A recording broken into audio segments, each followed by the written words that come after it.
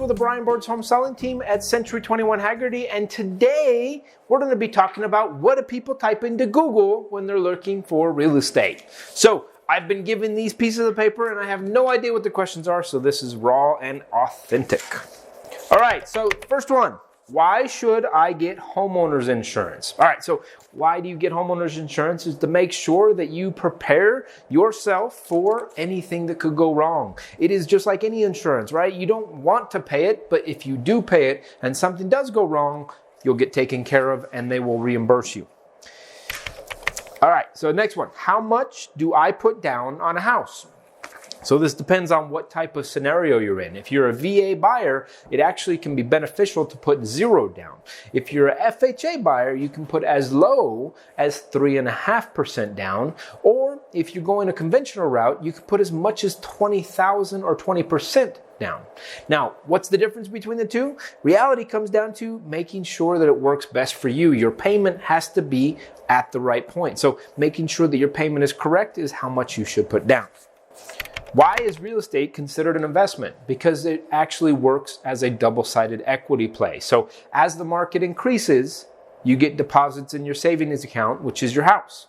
As you pay down your mortgage payment, you also get investments in your savings account, because every time you make a mortgage payment, it adds a little extra in equity.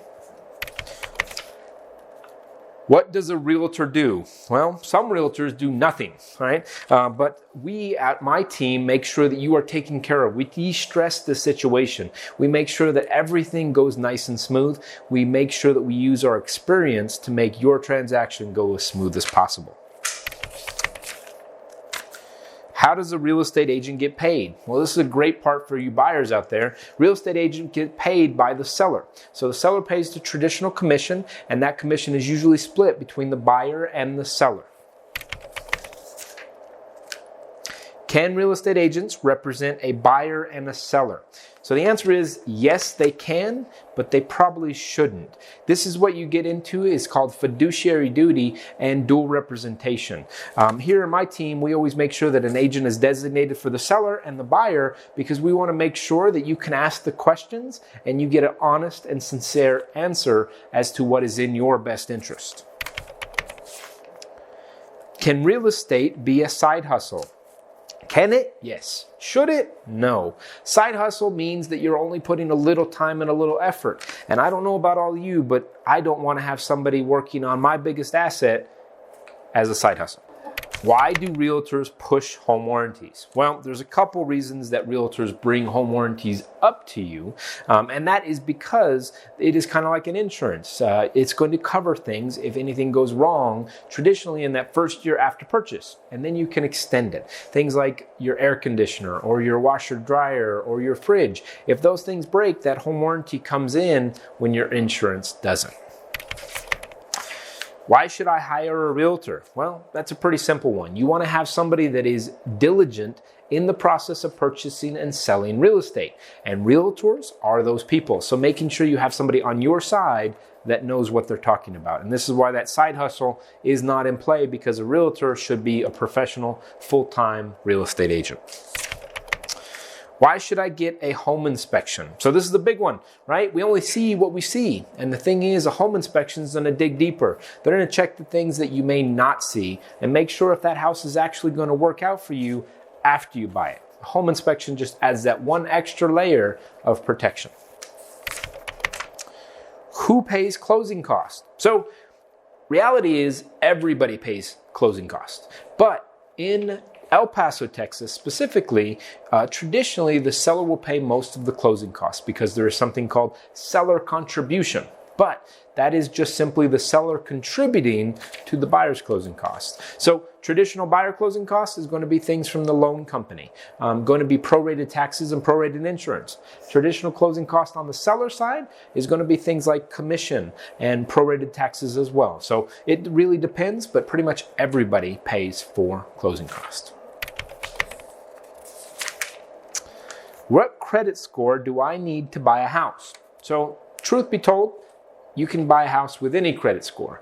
The credit score is going to determine what you get as far as interest rate whenever you purchase your home. So the better credit score or the better FICO score you have, the better interest rate you will traditionally get. Anything from 720 to 850 is usually going to get about the same interest rate, whereas anything below that will start adding in interest rate, meaning you're paying more for the same amount of money. So credit score does need to be in play. Traditionally, people can get qualified above 580 with a traditional mortgage. What is home equity? So as I mentioned in a question before, home equity is kind of like a savings account. Every time you make a payment on your mortgage, it's like a deposit in your savings account.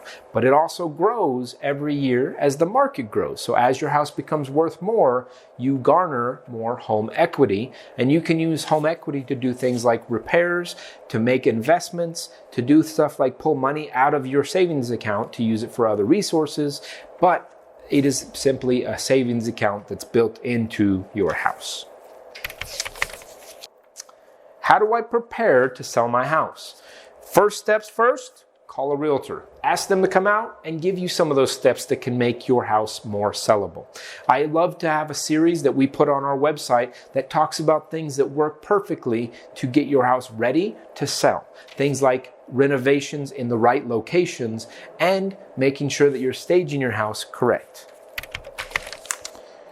How do you buy a foreclosure? So this is twofold on that question. First off, a foreclosure is actually something that you buy in Texas at the courthouse steps. You actually have to buy it with actual funds. You can't get a mortgage on this unless you refinance later.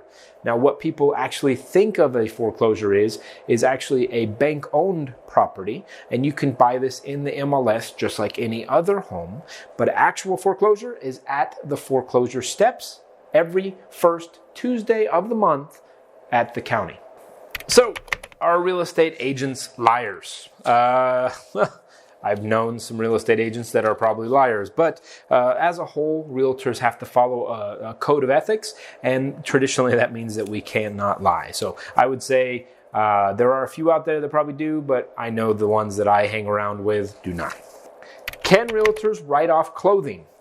I assume this question kind of goes towards taxes, and the answer is I think you can, but I probably wouldn't, because that would seem like a pretty big red flag for the IRS, and you're going to get audited. Okay, where is Brian Birds from? I think that one was kind of a loaded question. I am from northern New Mexico. I am a transplant to El Paso, and I love it. Why is real estate so cheap in Texas? The answer is real estate is not necessarily cheap in Texas, but it is reasonably priced, and I think that's because of a lot of different factors, to include things like property tax, amount of land that we have accessible, and people are moving to Texas, so we have some good value for their money. Are real estate agents overpaid? So that question is good because I'm not overpaid, but everybody else, I'm sure people, if they're not working for their money, are overpaid. If they're not actually taking care of you during the transaction, then they are overpaid. We make sure that we earn every penny that we get paid. Why do real estate agents hate Zillow? So they hate Zillow because Zillow is changing and it's disrupting our industry. I don't necessarily hate Zillow. I just need to know how I work with Zillow to make sure that I give my clients the most effective way to sell their home. Oh, that was awesome. Why do realtors need licenses? So the answer is real estate does need a license, but I think they should actually go through more classes to get a license because it is a big investment that you're making or that you're selling, and to have a license just simply means that the person is more educated on that particular principle. So they need licenses to make sure they're taking care of your interest, but they also have some education about it. So that is a couple questions that are asked on real estate in Google. So join us next time for our series, and thank you for tuning in.